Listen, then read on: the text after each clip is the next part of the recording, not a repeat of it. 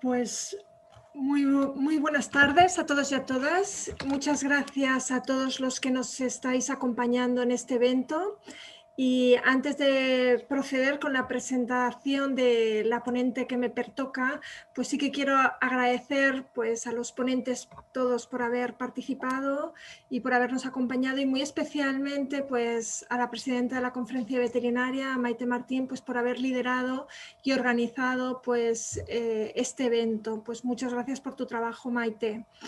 Hoy me siento aquí una privilegiada por estar aquí con todos ustedes aprendiendo en este webinar, y más privilegiada todavía por poder presentar a Adela Gómez Luque, nuestra ponente de la siguiente conferencia.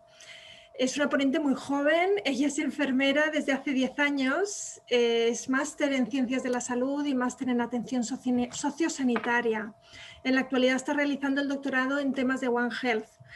Trabajó inicialmente como enfermera en atención primaria y su pasión por la investigación le llevó a trabajar en el grupo de laboratorio de Leishman-Ceres de la Universidad de Extremadura, acreditado de acuerdo a la normativa europea de buenas prácticas del laboratorio por la Agencia Española de Medicamentos y de Productos Sanitarios. Allí desarrolló su interés por la investigación en enfermedades zoonóticas, especialmente la leishmaniosis y el paludismo, y también trabajó pues, en el desarrollo de vacunas. Ha trabajado como cooperante internacional tanto en Benín como en Ruanda de forma altruista. Allí desarrolló y ha desarrollado pues, tareas de educación para la salud, prevención de enfermedades de transmisión por artrópodos, enfermedades de transmisión sexual y promoción de medidas higiénico-dietéticas. Además, tanto en Benín como en Ruanda se dedicó a la atención de personas con problemas de piel derivados de las enfermedades parasitarias, así como la atención de otros temas de salud de la población. Sí que puedo decir que lleva la cooperación internacional en su ADN. Todas sus fotos libres en la red y de perfil pues son fotos donde ella se ve a Adela pues desarrollando pues su actividad de cooperación en estos países africanos. Y de hecho está deseando volver cuanto antes, pues seguir con tareas de cooperación. En la actualidad, Adela es profesora del Departamento de Enfermería de la Universidad de Extremadura y asimismo es la responsable del Sistema de Garantía Interno de Calidad del título del grado de Enfermería en el Centro Universitario de Plasencia. Ella es una enfermera que rezuma pasión por la perspectiva de salud One Health, y creo que todos lo vamos a comprobar en su comunicación. Ella me ha comentado que se siente en diversas ocasiones que se siente una privilegiada por aportar su grano de arena como enfermera en esta perspectiva One Health, y muy especialmente que todos hoy nos contagiemos un poquito de su mirada de salud global. Adela, tienes la palabra cuando quieras. Muchísimas gracias, Cristina, por esta presentación, y muchísimas gracias a todos por estar aquí. He titulado esta exposición Enfermedades tropicales desatendidas, One Health en parasitosis tropicales autóctonas e importadas, en la cual vamos a evidenciar que la difusión del proceso de globalización sobre estas enfermedades, independientemente de la localización geográfica de los territorios, cada vez más tiene una dimensión global. Perdóname, que me acabo de dar cuenta que no estoy compartiendo pantalla. Un segundo. Ahora sí. Esto que estoy diciendo pues, puede ser explicado debido a que los ecosistemas humanos actuales están caracterizados por núcleos urbanos con una alta densidad demográfica y una gran movilidad tanto interior como exterior, lo cual pues, supone un contexto ideal para la rápida diseminación de agentes patógenos entre las poblaciones. La existencia de medios de transporte altamente eficaces pues, supone que una persona infectada u otras especies animales pues, pueda desplazarse de una parte a otra del mundo en cuestión de horas, pudiendo entonces transportar consigo la enfermedad allá donde vaya. El proceso de modernización, al tiempo que potencia el desarrollo de estos factores de riesgo, también debe aportar herramientas y avances necesarios para afrontar mejor las amenazas infecciosas Y esto no es posible conseguirlo sin tener presente el concepto y la ideología de One Health, una sola salud en la que todas las disciplinas sanitarias y no sanitarias tienen un papel fundamental y prioritario. La asimilación de estos avances en las diferentes partes del mundo pues, ha supuesto una brecha epidemiológica donde los países de ingresos bajos y con un sistema sanitario deficiente pues siguen padeciendo en gran medida la incidencia de enfermedades inexistentes en países de ingresos altos. ¿Qué es lo que ocurre? Pues que la dinámica migratoria actual pues, supone un puente que conecta, que conexiona ambos contextos epidemiológicos, el de los países pobres con el de los países ricos. Las condiciones o circunstancias que determinan la salud, pues desde los años 70 se conocen como determinantes. Entre los modelos clásicos, pues se ha intentado explicar la producción o pérdida de salud y sus determinantes, pues toma especial relevancia el modelo holístico desarrollado por Mark Lalonde en 1974. Tal y como interpreta la Organización Mundial de la Salud, los determinantes sociales son las circunstancias en las que las personas nacen, crecen, viven, trabajan y envejecen, incluido por supuesto el sistema sanitario, que es la base, el sustento del resto de determinantes de salud. Esas circunstancias pues, son el resultado ¿de qué? De la distribución del dinero, del poder y de los recursos a nivel mundial. No solo mundial, mundial, nacional y local. Y depende pues, de las políticas adoptadas. Los determinantes sociales de salud, por lo tanto, explican la mayor parte de las inequidades sanitarias. Y es por esto que voy a centrar esta exposición en el análisis de la situación de los territorios tropicales endémicos con parasitosis autóctonas y su influencia en los territorios exentos de las mismas, haciendo hincapié en la necesidad de One Health. Así, pues las enfermedades tropicales desatendidas son un conjunto diverso de aproximadamente unas 20 enfermedades que afectan de manera desproporcionada a poblaciones que viven en pobreza, predominantemente en zonas tropicales y subtropicales. Esto supone una carga humana, social y económica devastadora para 1.000 millones de personas, para más de 1.000 millones de personas en todo el mundo. Las parasitosis más importantes e incidentes pues, se encuentran localizadas en África, Asia y determinados países del centro y sur de América. Debido a la importancia sanitaria de todas estas enfermedades, la OMS en 1977 creó el Programa Especial de Investigaciones y Enseñanza sobre Enfermedades Tropicales, seleccionando entonces a las 6 enfermedades tropicales más importantes, que son las que os muestro en pantalla. Dentro de estas, paludismo, las tripanosomosis, la leishmaniosis, la esquistosomosis, la filariosis y la geomintiasis. A continuación, voy a hablar un poquito de cada una de ellas, haciendo hincapié en que la mayoría, las más importantes, son transmitidas por diferentes tipos de insectos. Otras, como las esquistosomosis, se transmiten a través de aguas contaminadas por larvas de estos parásitos, y la geomintiasis son nematodos intestinales a través de la contaminación del suelo y nuevamente de las aguas. A continuación destacaremos los datos más importantes de prevalencia de cada una de ellas y las consecuencias que para estas poblaciones supone. En primer lugar, el paludismo es una infección protozoaria producida por especies del género Plasmodium y transmitida por el mosquito anófile. Tiene un inicio agudo, febril, una evolución crónica y recidivante. El último informe de la Organización Mundial de la Salud pues, ha declarado que había alrededor de 228 millones de casos en todo el mundo. A continuación, hablo de las tripanosomosis, de las cuales vamos a destacar Chagas y enfermedad del sueño. Con respecto a Chagas o la tripanosomosis americana, es una parasitosis causada por Trypanosoma cruzi y que se transmite por la picadura de un insecto, en este caso es una chinche, que además tiene otras formas de transmisión como son las transfusiones sanguíneas, los trasplantes de órganos o, no importante, la transmisión vertical de madre a hijo. Este hecho es de gran importancia en aquellos países que reciben migrantes procedentes de algunos países de Hispanoamérica, tal es el caso de España, ya que Chagas afecta a la población de América Latina en unos 12-14 millones de casos por cada y unos 100 millones de personas están en riesgo de padecerla.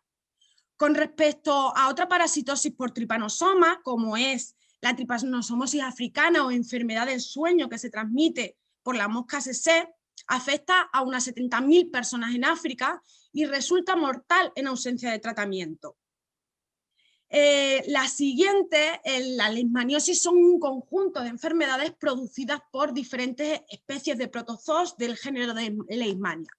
En su conjunto encuadran a procesos de tipo cutáneo, mucocutáneo o visceral, de las que se estima que hay unas 12 millones de personas infectadas y que cada año se registran aproximadamente entre 1,5 y 2 millones de nuevas infecciones. De todas ellas, la leishmaniosis visceral es la más importante por causar la muerte en ausencia de tratamiento, estimándose además de que comporta el 25% de todos los casos de leishmaniosis. Esta es una zoonosis parasitaria que también es transmitida por insectos vectores, los flebotomos o moscas que están extendidas en todo el mundo y también muy presentes en países de la cuenca mediterránea, donde incluimos España. Recordemos que en España existe leishmaniosis visceral por la especie Leishmania infantum, y cuyo reservorio principal es el perro y otras especies animales. Con respecto a la filariosis, son un grupo de enfermedades parasitarias que afectan fundamentalmente a vasos linfáticos y a la piel. Las manifestaciones son dolorosas y muy desfigurantes, como por ejemplo el linfoedema, la elefantiasis, la inflamación genital, la ceguera, es decir, causan una discapacidad permanente. Esos pacientes no solamente quedan físicamente discapacitados, sino que sufren prejuicios mentales, sociales y económicos que contribuyen a la estigmación y a la pobreza. Se estima que más de 893 millones de personas están en riesgo en 49 países y que infectadas hay más de 120.000 millones de personas. Con respecto a la esquistosoma, la esquistosomiasis o bilharziasis, en honor a su descubridor, es una parasitosis producida por diferentes tipos de esquistosomas y que afectan a los vasos sanguíneos mesentéricos y hepáticos, así como a la vejiga urinaria. Su presentación pues, se asocia a aguas contaminadas con formas larvarias de este parásito que penetran a través de la piel. Las manifestaciones clínicas predominantes son hematuria y disentería hemorrágica, dependiendo de la especie, y ahí os muestro datos de prevalencia. Con respecto a la helmintiosis, son transmitidas por los huevecillos de los parásitos eliminados con las heces de personas infectadas, lo que a su vez contamina el suelo en zonas donde el saneamiento es deficiente. Más de 270 millones de niños en edad preescolar y más de 600 millones en edad escolar viven en zonas con una intensa transmisión de estos parásitos y necesitan tratamiento e intervenciones preventivas. Se sabe que el deterioro nutricional causado por los helmintos transmitidos por el suelo tiene un impacto relevante, muy relevante, en el crecimiento y en el desarrollo de los niños. Pues bien, conociendo estas enfermedades y su localización, vamos a contextualizar esta situación en dos países del continente africano como son Benín y Ruanda. A continuación hablaremos de cada uno de los determinantes sociales de salud que posibilitan y justifican los datos que hemos comentado anteriormente. Ahí está. Considerando el primer factor de determinante de la salud, el medio ambiente, tenemos que considerar y tener en cuenta que hablamos de un medio ambiente físico, el cual incluye el agua, los alimentos, la contaminación del aire, y también de un medio ambiente social, el cual incluye pues, pobreza, desempleo, el nivel cultural, etc. Las enfermedades tropicales desatendidas son principalmente enfermedades infecciosas que proliferan en entornos empobrecidos, especialmente en ambientes calurosos y húmedos de climas tropicales, como os muestro en esta imagen que pertenece al distrito de Gakenke en Ruanda. Aquí esto es un caldo de cultivo idóneo para el desarrollo de parasitosis transmitidas por mosquitos, como por ejemplo es la malaria o la filariosis. También el desarrollo de los esquistosomas, de la esquistosomiasis, es ideal en estos ambientes. Esto es una parasitosis crónica de fácil control, ya que con una sola administración de antiparasitarios específicos, como por ejemplo es el Procycuantel, de muy bajo coste y de muy fácil administración porque es oral, pues podría ser erradicada, controlada y erradicada, como ya han realizado pues algunos países. El macroambiente y microambiente de estos lugares se caracteriza por estar altamente contaminado, como veis en esta imagen perteneciente al poblado de Doga, por la no existencia de un sistema público de eliminación de residuos y saneamiento de aguas, lo que favorece el desarrollo del ciclo biológico de determinados parásitos como la helmintiosis, entre otras enfermedades parasitarias, malaria y leishmania. Aquí la profilaxis debe basarse en un sistema de prevención de contagio basado en una acción antivectorial, saneamiento y diagnósticos precoces. A continuación voy a hablar del índice de alfabetización, de la cultura de estos países, y con esta gráfica represento la tasa de alfabetización en comparación: Benín, representada en verde, Ruanda en naranja, frente a la existente en España. A pesar del progreso que a lo largo de los años se ha realizado, sigue habiendo mucha diferencia entre continentes y dentro de un mismo continente entre países. Cuando hablamos de alfabetización, destacar que hablamos de algo muy básico, como que es que se les pide a estas personas que escriban y lean algo muy breve sobre su vida. Es decir, es una alfabetización básica. Estas diferencias dentro de África las observamos. Os voy a poner el ejemplo de Ruanda y Benín, que es donde yo he tenido la oportunidad de realizar cooperación internacional. Pues en Ruanda más de la mitad de la población está alfabetizada, pero es importante destacar que no más del 5% de esa población ha recibido una educación secundaria. Es decir, es una educación muy básica. Sin embargo, los esfuerzos en la reconstrucción del sistema educativo sigue siendo una prioridad, y con ello, por ejemplo, se ha implantado el inglés como idioma oficial en la educación. En el caso de Benín, la tasa general de alfabetización es menor. En adultos es alrededor de un 40%, y destacar que solamente el 25% de las mujeres saben leer y escribir, un dato que es muy importante a considerar. Aquí he incluido, dentro de la educación, he querido incluir la educación para la salud, porque considero que la educación para la salud debe formar parte de una educación básica.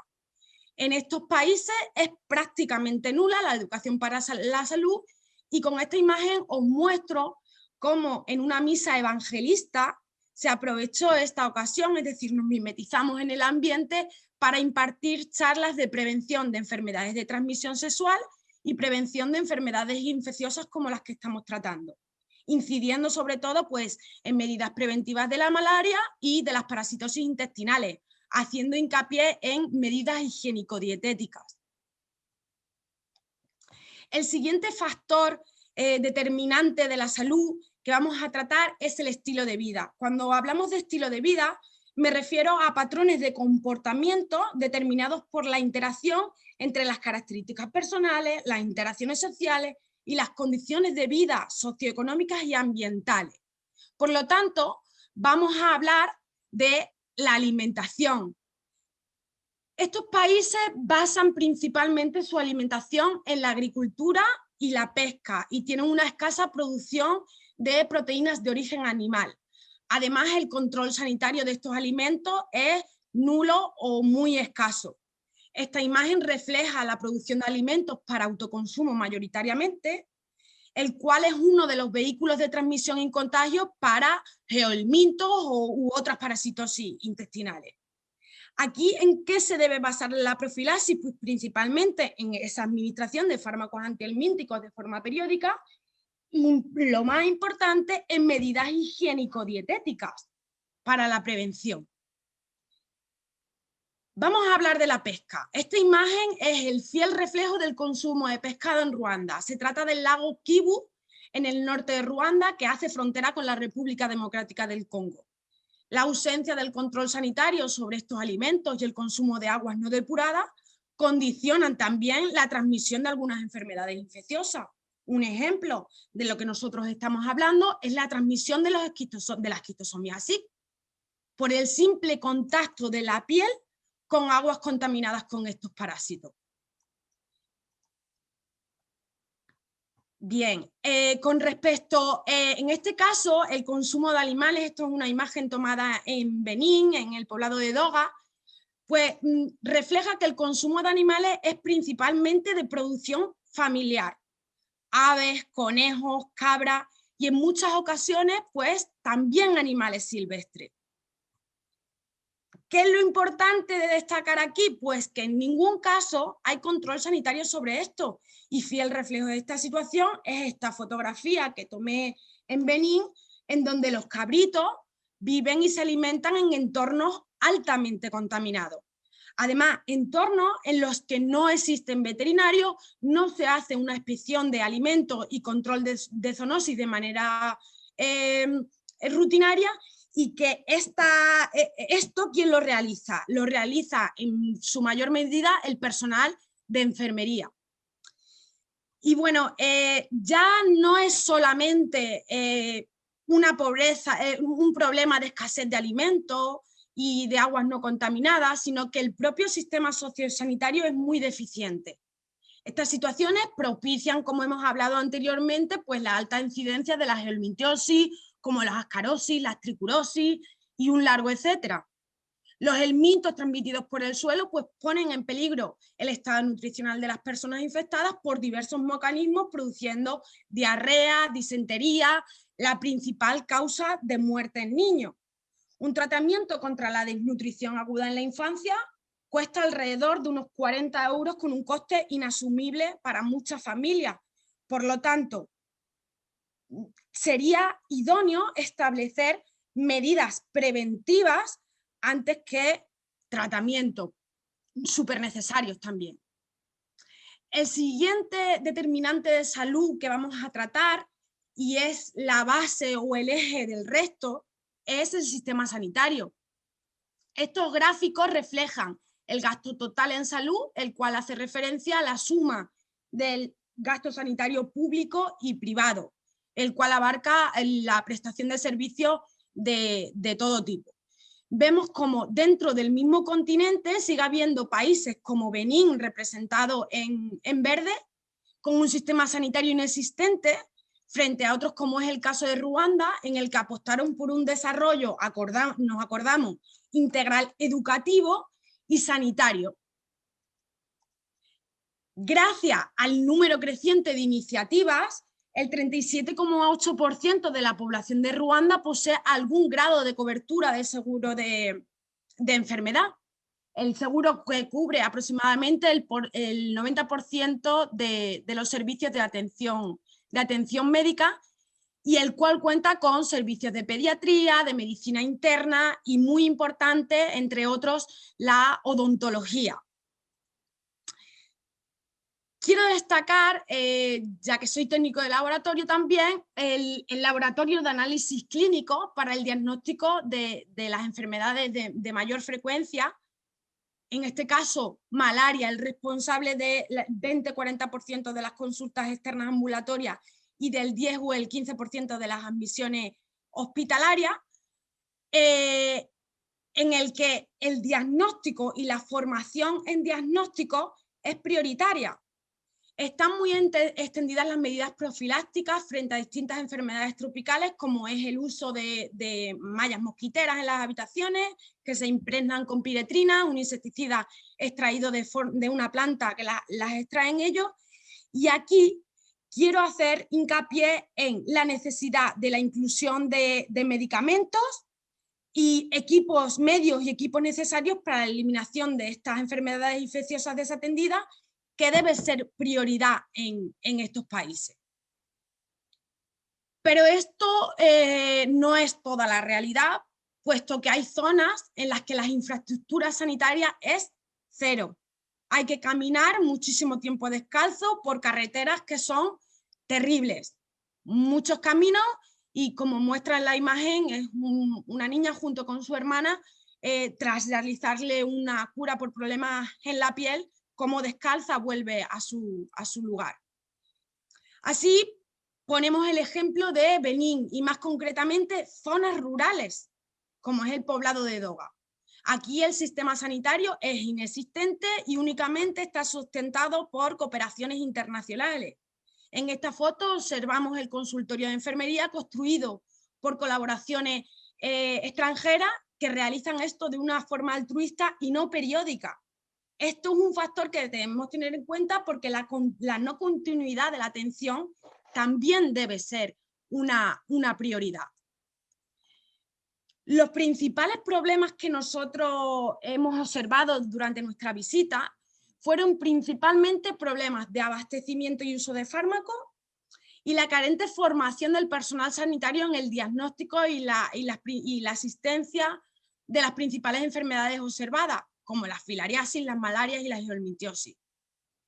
Tan problemático, como he dicho anteriormente, es el llegar al médico en África, como es la falta de profesionales en una región donde la pobreza impide pues, a la mayor parte de la juventud ir a la universidad y formarse pues, en medicina, en enfermería, en farmacia, en veterinaria.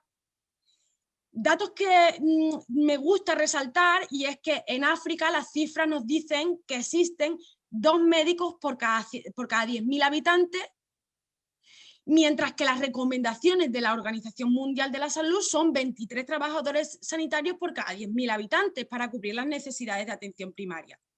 Y la mayoría de los países africanos pues quedan muy por debajo de estas recomendaciones. Destacar que dentro de este personal sanitario en África la enfermera constituye el 70% de este personal sanitario, por lo tanto necesitamos enfermeras formadas en One Health y enfermeras formadas en zoonosis. Y algo que es muy importante y que también quiero destacar es que las empresas farmacéuticas donan cada año muchos medicamentos y que gracias a esto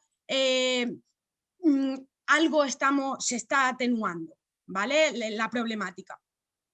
Para actuar con respecto a los determinantes sociales de salud en las regiones más empobrecidas sobre la base de la equidad, pues es necesario actuar con medidas higiénico-dietéticas y sobre todo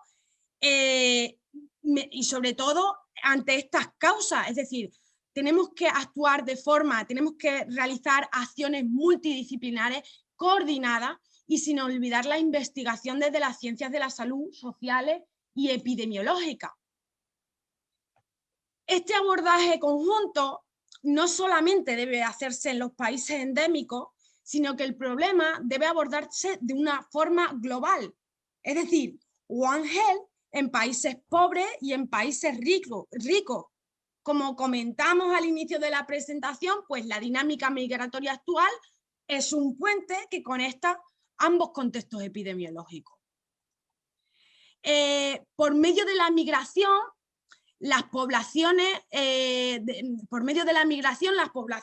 procedentes de los territorios, pues, de estos territorios endémicos, pues pueden importar enfermedades a sus destinos migratorios desde el mismo modo que ocurre con el viajero internacional a zonas tropicales y subtropicales. Sin embargo, tenemos que tener en cuenta que este fenómeno no resulta ser una amenaza para la proliferación de brotes de carácter pandémico, ¿vale? Esto es importante. ¿Debido a qué? Pues que debido a que existen una serie de factores que limitan la propagación de estas enfermedades, como por ejemplo es la ausencia de vectores adaptados al clima y los elevados estándares sanitarios y la calidad de vida que actualmente tenemos. Por lo tanto, podríamos decir que sí que existen diferentes contextos epidemiológicos. Aquí os muestro una gráfica del Instituto Nacional de Estadística en la que se observa que tras la disminución, son datos de España, que tras la disminución del flujo de inmigrantes durante la crisis del 2008-2011, en el 2012 la entrada de inmigrantes en España sube hasta hoy día. Y esto ocurre en todas las comunidades. ¿De qué es indicativo esto? Pues es indicativo que las procedencias más habituales de los inmigrantes a España son países de la Unión Europea, Sudamérica, África y Asia respectivamente. En la siguiente tabla, y además con un aumento gradual a lo largo de los años, como ya he comentado, ¿vale? En la siguiente tabla se hace referencia a las parasitosis protozoarias y helmínticas de distribución tropical y subtropical según las zonas de origen del paciente, siendo las malarias, las leishmanias, las helmintiosis intestinales, las esquistosomosis y la filariasis de distribución general en América Central, Sur, Caribe, en África y en Asia. Y destacamos, como hicimos al inicio de la presentación, que Chagas es propia de las Américas. Como datos generales respecto a los diagnósticos más frecuentes según el patrón de contagio, destacamos que el paludismo malaria es la enfermedad importada en España con mayor número de casos, tanto en viajeros como en inmigrantes, después de las diarreas del viajero de origen multicasual. En diferentes países de la Unión Europea, incluida España, en 1964 la malaria fue erradicada. Tras esa erradicación no se declaró ningún caso hasta el 73 y hasta el 79 fueron poquitos casos. A partir de entonces, como muestran estas gráficas de la Red Nacional de Vigilancia Epidemiológica, porque la malaria es una enfermedad de declaración obligatoria en nuestro país, pues ha experimentado un aumento progresivo. Aquí destacar que existe una amplia distribución de vectores potenciales en nuestro país, lo que se conoce como anofelismo sin paludismo, y que esta situación determina que sea posible una nueva aparición de casos de paludismo autóctono. Estoy escuchando por ahí algo. Ahora, por último y para finalizar, en conclusión, las intervenciones contra las enfermedades tropicales desatendidas sirven de apoyo a los objetivos de cobertura sanitaria universal.